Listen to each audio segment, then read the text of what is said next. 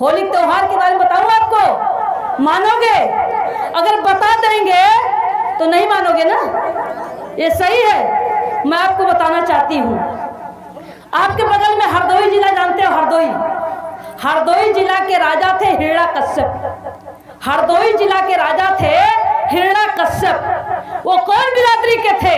वो अनुसूचित जाति के थे, हमारे आपकी बिरादरी के थे, अनुसूचित जाति के थे हिरण्यकश्यप। और वो राजा हुआ करते थे।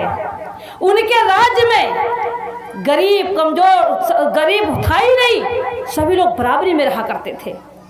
और कुछ शरारती यही ब्राह्मण समाज के लोग उनके राज्य में पनपने नहीं पाते थे, वो हिलने नहीं पाते थे। इनको लगा कि साजिश के तहत हिरण्यकश्यप को कैसे परास्त किया जाए। लेकिन वो राजा था, हिरण्यकश्यप राजा थे, हमारे आपकी बिरादरी के थे। उनको परास्त करने के लिए ब्राह्मणों ने बहुत बड़ी छल करी। और छल के साथ क्या किया कि हिरण्यकश्यप का एक ही लड़का था प्रहलाद। हिरण्यकश्यप का एक ही लड़का था प्रहलाद, और प्रहलाद को उन्होंने फोड़ लिया। ब्राह्मणों ने फोड़ लिया, अपने छोटे बच्चों के साथ बच्चों को सिखला दिया कि जाओ और इसको अपने साथ में घुमाते रहो, टहलाते रहो, स्कूल में इसको पढ़ने न देना। और इसके बाद उसको पुड़िया पुकार खिलाना शुरू कर दिया, फिर उसको शराब पिलाना शुरू कर दिया। वो लोग पंडित लोग अपने लड़कों के साथ में उसको शराब पिलाना सिखला दिया। और जब वो शराब पीने लगा तो इतना शराब पीने लगा, इतना शराब पीने लगा कि उनके माँ बाप परेशान हो गए, तंग हो गए। हिरण्यकश्यप एक ही लड़का था प्रहलाद, वो इतना दरुहा हो गया कि हिरण्यकश्यप उनके माँ बाप दोनों परेशान हो गए। और परेशान होकर के कहे कि क्या किया जाए। तब उन्होंने एक सोचा, और ये पंडित लोग लड़के चढ़ाते थे, जाओ उनकी बिटिया को छोड़ दो, उनकी बिटिया को छेड़ दो, उनकी इज्जत लूट लो, उनके ऊपर हमला करो। ये चढ़ाते थे, वो दारू के नशे में किसी के ऊपर हमला कर देता था। तो जब हमला करता था तो उनके परिवार के लोग माँ बाप जाते थे हिरण्यकश्यप से शिकायत करने के लिए कि आपका बेटा राजा साहब हमारे परिवार के ऊपर हमला कर रहा है, लगातार दारू पी करके गाली गलौज देता है, झगड़ा करता है, लड़ाई करता है, हम बहुत परेशान हो गए, किसी तरीके से अपने लड़के को कंट्रोल करो। तब राजा साहब ने, तब हिरण्यकश्यप ने तय किया, बहुत समझाने की कोशिश की। और जब उनकी बात को नहीं माना, हिरण्यकश्यप की बात को जब नहीं माना उनका बेटा, तो हिरण्यकश्यप गुस्सा होकर के कहा कि मैं राजा हूं और मेरी बात को अगर ये बेटा नहीं मान रहा है, तो उन्होंने अपने राज्य से उसको बाहर कर दिया और अनाउंस करा दिया कि अब इस लड़के से हमारा कोई लेना देना नहीं है। अब इस बात को लड़का बाहर रहने लगा। जब छोड़ दिए तो ये ब्राह्मण लोग फिर उसको और पिलाना खिलाना शुरू कर दिया। अब तो फ्री हो गया और खूब पिलाना खिलाना शुरू कर दिया। और जब खूब पिला खिला करके उसको और ज़्यादा पागल कर दिए तो वो बाहर ही रहता था। और उसी समय हिरण्यकश्यप की बहन होलिका नाम था, होलिका। हिरण्यकश्यप की बहन का नाम था होलिका। होलिका की शादी होने वाली, शादी तय हो गई। होलिका की शादी, हिरण्यकश्यप ने अपनी बहन की शादी तय कर दिया। शादी का दिन रखा गया। ये हुआ कि कल बारात आएगी, तो बारात आने के पहले होलिका ने अपने भाभी से कहा, हिरण्यकश्यप की पत्नी को, कि भाभी हमारे एक भतीजा है और छोटे से हम उसको बहुत प्यार करते थे, और कल हमारी शादी होगी भाभी, हम चले जाएंगे और दुनिया के लोग हमारी शादी में खाएंगे, दुनिया का पकवान बन रहा है, लोग खाएंगे, हमारा भतीजा बिना खाए रहेगा। तो भाभी ऐसा करो कि खाना बना करके और बांध दो भैया के चुप्पे, हम जाइब अपने भतीजे प्रहलाद को खाना जहाँ होगा वहाँ पूछ करके दे आएंगे। तो माँ का भी ममता, और बुआ वास्तव में प्यार करती है भतीजे को, प्यार होता ही है। तो माँ की ममता, माँ ने कहा सही है, ले जाओ। माँ ने खाना बनाया और हिरण्यकश्यप की पत्नी ने खाना बना करके और होलिका को दिया। और होलिका बड़ी प्यार से गई भैया के, हिरण्यकश्यप की चोरी से गई और खाना देने के लिए। जब खाना देने के लिए गई तो वहाँ पूछने लगी, क्या कोई मिलता था, पूछती थी कि क्या प्रहलाद को कहीं देखा है, कहीं प्रहलाद को देखा है। तो वही ब्राह्मण फिर आगे मिल गए। उन्होंने कहा हाँ देखा है, वो गांव में है, वो वहाँ आगे चले जाओ, पड़ा हुआ है, दारू पी करके पड़ा हुआ है। तो उनकी बहन होलिका वो भाई के पास फिर जाती है, और जब वहाँ जाती है तो पता चला कि वहाँ नहीं है। तो फिर वहाँ ब्राह्मण लोग कहते हैं यहाँ नहीं, वो खेते में पड़ा है, वो खेते में पड़ा है। तो वो खेते में चले जाते हैं। जब होलिका वहाँ जाती है तो वहाँ घेर करके ब्राह्मणों ने उनकी इज्जत लूट लिया, उनकी इज्जत लूट लिया।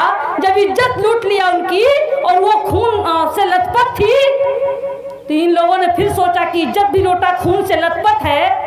ऐसी स्थिति में जब राजा को पता चलेगा तो राजा तो हमको मरवा देगा।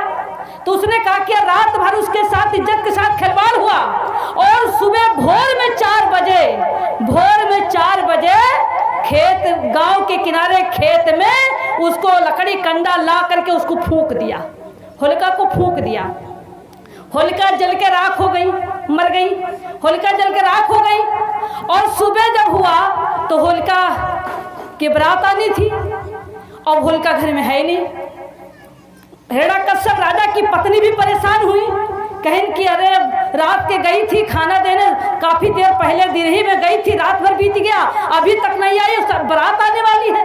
हिरण्यकश्यप जाके हिरण्यकश्यप से बताती है अपने पति को कि होलिका गई थी खाना देने अपने भतीजे को प्रहलाद को, पता नहीं कहाँ रह गई। तो वो कहते हैं कहाँ है? उन्हें कहा कुछ पता नहीं चल रहा है। तब राजा साहब ने अपने खुफिया एजेंसी को भेजा, और खुफिया एजेंसी को भेजा पता करने के लिए। तो बहुत ढूंढे, नहीं पाए, वो तो जल के राख हो गई।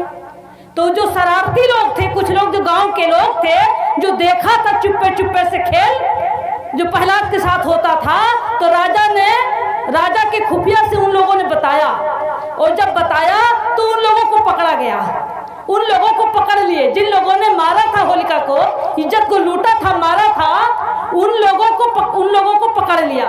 और पकड़ने के बाद उसने पूछा कैसे घटना क्या हुई।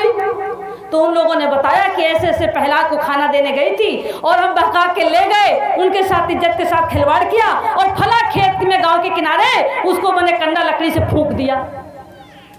तब राजा को आक्रोश आया, और राजा को जब आक्रोश आया तो राजा ने उन 5 लोगों को अपनी तलवार की नोक से उसको चीर दिया, माथ पर चीर दिया, और चीर करके गधा पे बैठा करके मुंह पे काली पोत करके और गांव में पूरा गांव घुमाया, और सारे लोग कहे अबीर है। अबीर मतलब इसमें वीरता नहीं, एक कायर है। ये धोखा से हमारी बहन बेटी को मार डाला, इसने इज्जत को लूट लिया, इसको धोखे से मार दिया। तब से अबीर लोग लगाते माथे में ना, अबीर के मतलब क्या? अबीर मतलब ये में वीरता नहीं है, ये धोखे से, पीछे से धोखा किया, धोखे से मार दिया। तब से लोग उसको अबीर लगाते हैं, तब उसका नाम पड़ा अबीर। और तभी से लोगों ने कीचड़ से, मिट्टी से, जिधर वो जाता था लड़के खूब मारते थे, कीचड़ फेंकते थे। इसके बाद इधर हिरण्यकश्यप की पत्नी और उनकी माँ, उनकी बहन, गांव के पड़ोसी, सुबह भोर जब पता चलता है तो महिलाएं सब जाती हैं धूर का बुतावे खत्ती, होलिका माता बहनी हमार होली खेलन आई हो। महिलाएं गाती है ना, बुझाती है पानी लेकर के, और गाती है कि होली माता बहनी हमार, हम होली खेलन आए हो। नहीं, वो गाती नहीं, वो रोती हैं, वो राखी को टोती हैं, ढूंढती हैं कि कहाँ इसमें हड्डी बची है कि नहीं, और कह कर करके रोती, होली बहनी तू कहाँ चली आई, कहाँ आएगी, धोखे से तुमको मार दिए। और मरने के बाद समाज के लोग भी इकट्ठा होते हैं, और इकट्ठा होकर के कहते हैं कि हमारे समाज के साथ इतना अत्याचार। तुम समाज को इकट्ठा करके और समाज को सही रास्ते पर, वो कहते हैं यह अत्याचार करने वाले हैं, इसका हमें विरोध करना है। और उन्होंने विरोध करने के लिए समाज के लोग इकट्ठा, हर मोहल्ले में, हर गांव में इकट्ठा होकर के उसका विरोध करते हैं। और विरोध करने के बाद इन ब्राह्मणवादी व्यवस्था के लोगों ने होलिका त्योहार बना दिया, और त्योहार बना करके हमारे लोग बड़े शौक से होली खेलते हैं। हमारे लोग गुजिया खाते, हमारी माँ बहन की हत्या हो, हमारी माँ बहन की इज्जत लूटी गई हो, हमारे बहन के साथ शोषण हुआ हो, और इधर लोग खुशी में गुजिया रंग खेलते, त्योहार मनाते हैं। तुम्हारी हार, त्योहार के मतलब तुम्हारी हार, ये त्योहार हमारे लिए नहीं है। इसलिए भाइयों बहनों, हमको ये होली का त्योहार नहीं मनाना चाहिए, लेकिन हमारे लोग मानेंगे नहीं। हम कितना भी प्रयास करेंगे हमारी बात को मानेंगे नहीं। मैं आप लोगों से इसलिए कहती हूँ अपना इतिहास जानो, अपना इतिहास पढ़ो। इतिहास तो बहुत है, जितने त्योहार बनाए गए हैं, ये त्योहार हमारे महापुरुषों की हत्या हुई है। हमारे जिन लोगों ने संघर्ष किया, संत गुरु रविदास की हत्या हुई है कि नहीं हत्या हुई है? संत गुरु रविदास की हत्या हुई है ना, लोगों को पता ही नहीं है। आप उनके खानदान के हो, उनके परिवार के हो, बिरादरी के हो, नाज है, नहीं जानते हो। संत गुरु रविदास की करते हो। संत गुरु रविदास अपने समाज को जगाने का काम कर रहे थे और उस समय धोखे से सत्संग हुआ। उस सत्संग में संत गुरु रविदास जीत गए। जीत करके वापस लौट के आ रहे थे, रास्ते में भोर में इन्हीं व्यवस्था, ब्राह्मणवादी व्यवस्था के लोगों ने संत गुरु रविदास की हत्या कर दिया और हत्या करके गांव के किनारे फेंक दिया। और फेंकने के बाद जब पता चला, गांव की सुबह हुआ, पता चला तो हुआ कि रविदास गुरु की हत्या हो गई। किसने किया? तो फला लोगों ने किया। उनका भी अपमानित हुआ और इसके बाद वही लोगों ने त्योहार बना दिया। कौन त्योहार? ढिठवन के त्योहार। इस्सर आवे दलिदर जाए, इस्सर आवे दलिदर जाए। जो भोर में हमारी माँ बहनें गन्ना से और लहड़ा के डंडा से जो रोज सवेरे सूप बजाती है ना भोर में, वो उसी समय हुआ था। लोग दशहरा मनाते हैं। दशहरा 10 को हराया और 10 राजाओं को हराया, 10 लोगों को मार डाले थे और 10 को मार करके राजा बन गया। उसको लोग दशहरा मनाते हैं। क्या पिता बुजुर्गों, भाइयों, आपने इतिहास को जानो, अपने अधिकार की लड़ाई लड़ो। हमारे महापुरुष बाबा साहब हैं। बाबा साहब डॉक्टर भीमराव अंबेडकर जी न होते तो कोरी चमार पासी सांसद विधायक होते? कहीं मिलते? नहीं मिलते। ये कोरी चमार पासी खटीक धोबी अहीर सोनार लोहार कहार निषाद कांदू कलवार जो नौकरी कर रहे हैं, जो मुसलमान जो नौकरी कर रहे हैं, किसके बदौलत कर रहे हैं? ये किसके बदौलत कर रहे हैं? ये हमारे आपके बदौलत नहीं है, बाबा साहब डॉक्टर भीमराव अंबेडकर जी के बदौलत कर रहे हैं। आज कोरी चमार पासी खट्टी को मुसलमान से लड़ाया